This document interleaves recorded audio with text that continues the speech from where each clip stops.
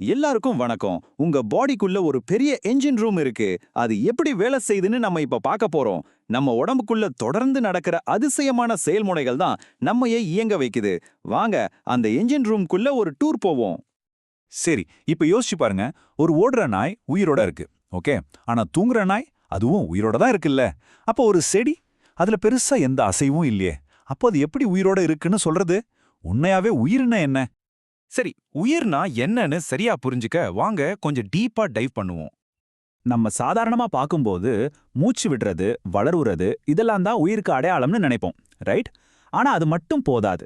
ஏன்னா சில உயிரினங்கள் தூங்கலாம், இல்லனா அதுகளோட வளர்ச்சி நம்ம கண்ணுக்கே தெரியாத அளவுக்கு ரொம்ப ஸ்லோவா இருக்கலாம்.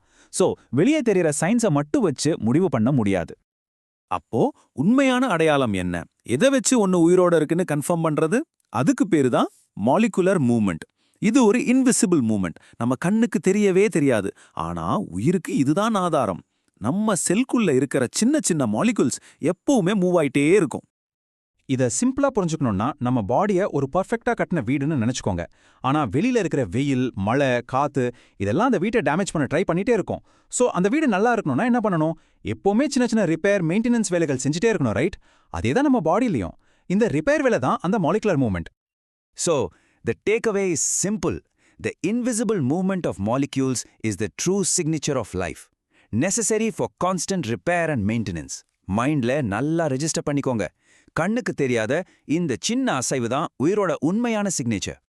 ஓகே, சோ நம்ம பாடியோட அந்த மெயின்டெனன்ஸ் டீம் என்னென்ன வேலைகள் செய்யுது வாங்க பாப்போம். Life processes, the essential maintenance functions that must go on continuously to prevent damage and keep an organism alive. அதாவது நம்ம உயிரோட இருக்கிறதுக்கும் நம்ம பாடி டேமேஜ் ஆகாம பாத்துக்கிறதுக்கும் தொடர்ந்து நடக்கிற முக்கியமான வேலைகள் தான் இவை. இந்த மெயின்டெனன்ஸ் க்ரூல 4 கோர் பிளேயர்ஸ் இருக்காங்க. ஃபர்ஸ்ட், நியூட்ரிஷன், அதாவது ஃபியூவல் எடுத்துக்கிறது வெளியில இருந்து சாப்பாடு மூலமா. செகண்ட், ரெஸ்பிரேஷன், அந்த ஃபியூவலை பிரேக் பண்ணி எனர்ஜியா மாத்துறது. தேர்ட், டிரான்ஸ்போர்ட்டேஷன், இந்த எனர்ஜியையும் ஆக்சிஜனையும் பாடியில உள்ள எல்லா பார்ட்ஸ்க்கும் சப்ளை பண்றது. அண்ட் ஃபைனலி, எக்ஸ்கிரிஷன், உங்க பைக்ல இருந்து போக வெளியே வர்ற மாதிரி தேவையில்லாத வேஸ்ட்டை வெளியே தள்ளுறது. ஓகே வாங்க, இப்போ நம்ம முதல் ப்ராசஸான நியூட்ரிஷன்ல இருந்து ஸ்டார்ட் பண்ணலாம். இந்த கான்செப்டை சிம்பிளா புரிஞ்சுக்கணும்னா ஒரு பெரிய ஹோட்டலை இமேஜின் பண்ணிக்கோங்க. அங்க ஷெஃப்ஸ் இருப்பாங்க. அவங்க கையில இருக்கிற ரா மெட்டீரியல்ஸை வச்சு சாப்பாடு சமைப்பாங்க. கஸ்டமர்ஸ் என்ன பண்ணுவாங்க? சமைச்ச சாப்பாட்டை அப்படியே வாங்கி சாப்பிடுவாங்க, ரைட்? உயிரினங்கள்லையும் கரெக்டா இதே தான் நடக்குது. ஆட்டோட்ராப்ஸ்னா செல்ஃப் ஃபீடர்ஸ். இவங்க தான் நம்ம ஹோட்டலோட ஷெஃப்ஸ். சூரிய ஒளி, தண்ணி, CO2 மாதிரி சிம்பிளான விஷயங்களை வச்சு அவங்களுக்கு தேவையான உணவை அவங்களே தயார் பண்ணிப்பாங்க. எக்ஸாம்பிள்ஸ், கிரீன் பிளான்ட்ஸ், சில பாக்டீரியா. அடுத்த கேட்டகரி ஹெட்ரோட்ராப்ஸ். இவங்க ஃபீட் ஆன் அதர்ஸ். ஹோட்டலுக்கு வர்ற கஸ்டமர்ஸ் மாதிரி சாப்பாட்டுக்கு மத்தவங்களை, அதாவது ஆட்டோட்ராப்ஸை டிபெண்ட் பண்ணியிருப்பாங்க. அனிமல்ஸ், ஃபங்கை, நாம எல்லாமே இந்த கேட்டகரியில தான் வருவோம். So the key takeaway here is this. Organisms either produce their own complex food from simple substances or consume complex food produced by others. So உயிர் வாழணும்னா ஒண்ணு நீங்க ஷெஃப்பா இருக்கணும், இல்லனா கஸ்டமரா இருக்கணும். இதுதான் பேசிக் ரூல். ஓகே, இப்ப நம்ம ஹெட்ரோட்ராப்ஸ் நம்ம சாப்பாட்டை எப்படி ப்ராசஸ் பண்றோம்னு கொஞ்சம் டீடைலா பார்ப்போம். நம்ம பாடிய ஒரு பெரிய ஃபுட் ஃபேக்டரி மாதிரி நினைச்சுக்கோங்க. நம்ம வாயில ஒரு சாப்பாட்டை வைக்கிறதுல இருந்து அது ஒரு லாங் ஜர்னி போகுது நம்ம ஆலிமெண்டரி கேனல் வழியா. ஸ்டெப் பை ஸ்டெப்பா என்ன நடக்குதுன்னு பாப்போமா? சரி, இந்த அசெம்பிளி லைன் எப்படி ஒர்க் ஆகுதுன்னு பார்ப்போம். ஸ்டெப் 1, மவுத். இங்க சாப்பாடு நல்லா க்ரஷ் ஆகி சலைவா கூட மிக்ஸ் ஆகுது. அந்த சலைவால சாலிவரி அமிலேஸ்னு ஒரு என்சைம் இருக்கு, ஓகே? அதுக்கப்புறம் அந்த சாப்பாடு ஸ்டொமக்குக்கு போகுது. இங்க ஹைட்ரோக்ளோரிக் ஆசிட், பெப்சின் மாதிரி ஸ்ட்ராங் டைஜஸ்டிவ் ஜூசஸோட மிக்ஸ் ஆகி இன்னும் நல்லா பிரேக் ஆகுது. Third stop, small intestine. இங்க தான் கம்ப்ளீட் டைஜஷன் நடக்குது. கார்போஹைட்ரேட்ஸ், புரோட்டீன்ஸ், ஃபேட்ஸ் எல்லாமே முழுசா செரிக்கப்படுது.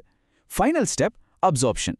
இந்த சத்தான பொருட்கள் எல்லாம் வில்லின்னு சொல்ற குட்டி குட்டி வைரல் மாதிரி இருக்கிற அமைப்புகள் மூலமா நம்ம பிளட்குள்ள அப்சார்ப் ஆகுது.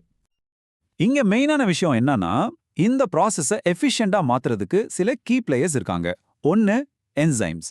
இவங்க பயாலாஜிக்கல் கேட்டலிஸ்ட்ஸ். பெரிய ஃபுட் மாலிக்யூல்ஸ் சின்ன சின்னதா உடைக்கிறது இவங்க வேலை. 2, ஆசிட்ஸ். இவங்க அந்த என்சைம்ஸ் ஒர்க் பண்றதுக்கு தேவையான கரெக்ட் கண்டிஷன்ஸை கிரியேட் பண்றாங்க. 3, வில்லி. ஸ்மால் இன்டெஸ்டைன்ல சர்ஃபேஸ் ஏரியாவை அதிகமாக்கி மேக்ஸிமம் அப்சார்ப்ஷனுக்கு ஹெல்ப் பண்றாங்க. So the takeaway is this. The human digestive system is a specialized tube where food is systematically broken down by enzymes and absorbed to nourish the body. சிம்பிளா சொல்லணும்னா இது ஒரு specialised factory. ஃபுட்டை break பண்ணி பாடிக்கு தேவையான சத்தை எடுத்துக்குது.